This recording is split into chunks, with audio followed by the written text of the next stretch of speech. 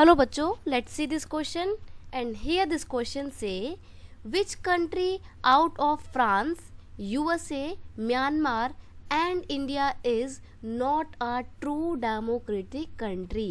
यानी कि क्वेश्चन में आपसे पूछा है कि जो 4 कंट्री के यहाँ पे आपको नाम मेंशन करके दिखाए हैं, France, USA, Myanmar and India, इसमें से कौन सी वो कंट्री है जो एक ट्रू डेमोक्रेटिक कंट्री नहीं है, यानी कि एक नॉन डेमोक्रेटिक कंट्री है।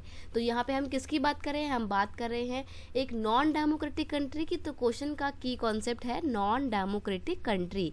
और वो नॉन डेमोक्रेटिक कंट्री कौन सी है?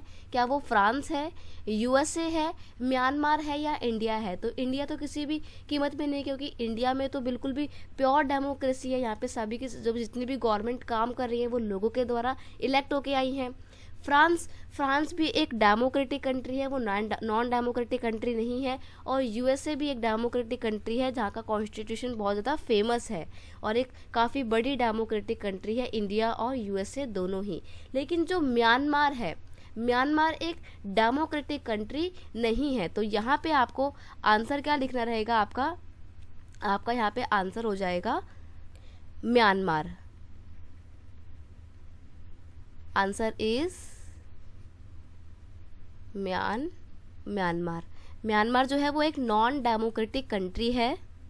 असल में जो म्यांमार में गवर्नमेंट है वो कैसी गवर्नमेंट है? वहाँ पे मिलिट्री गवर्नमेंट काम करती है। ठीक है, मिलिट्री गवर्नमेंट जो है वो क्या करती है?